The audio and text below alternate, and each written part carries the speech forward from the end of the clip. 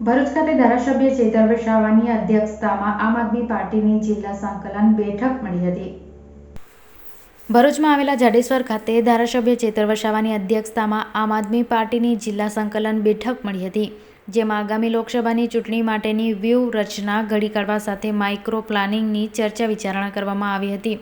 ચેતર વસાવાનું નામ લોકસભાની ચૂંટણી માટે આપ દ્વારા જાહેર થતા જેલમાંથી જામીન ઉપર મુક્ત થતા ધારાસભ્ય અને ભરૂચ જિલ્લાના બેઠકના ઉમેદવારો ચેતર વસાવાએ લોક સંપર્ક સાથે કાર્યકરોની બેઠકનું આયોજન કરી ચૂંટણીલક્ષી કવાયત હાથ ધરી છે।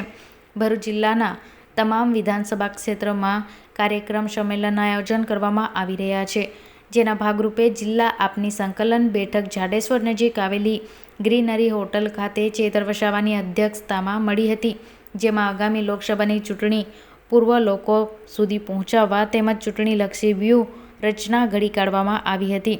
એ ઉપરાંત ભરૂચની જનતાની સમસ્યાઓ અને ખેડૂતો બેરોજગારી વગેરે મુદ્દાના નિવારણ માટેના પ્રયાસો બેઠકમાં જિલ્લા પ્રમુખ પિયુષ પટેલ સહિત શહેર, તાલુકા અને જિલ્લાના હોદ્દેદારો અને કાર્યકરો ઉપસ્થિત રહ્યા હતા।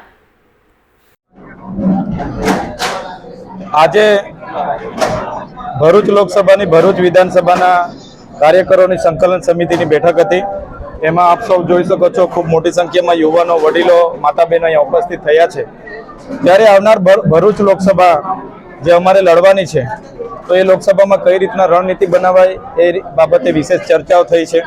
સાથે સાથે અહીં ઉપસ્થિત થયા પછી ભરૂચ લોકોના જે પણ મોટા પ્રશ્નો છે, જે રીતે નર્મદાપુરમાં લોકોના ઘર વકરીનું નુકસાન થયું, હજુ ઘણા લોકોને વળતર નથી મળ્યું, નેશનલ હાઈવેમાં જમીનો ગયેલી છે એમને પણ વળતર નથી આપવામાં આવતું, જીઆઈડીસી હોય, જીએમડીસી હોય, દરેક જગ્યાએ લોકોને અન્યાય થયો છે। ત્યારે આવનાર દિવસોમાં આ લોકોને ન્યાય મળે એ અમારું પ્રાધાન્ય રહેશે। સાથે સાથે ભરૂચ લોકસભામાં દરેક વિસ્તારોમાં અમે ઘરે ઘરે પહોંચીએ એ રીતનું આજે માઇક્રો પ્લાનિંગ અમે બધાએ સાથે મળીને કર્યું છે।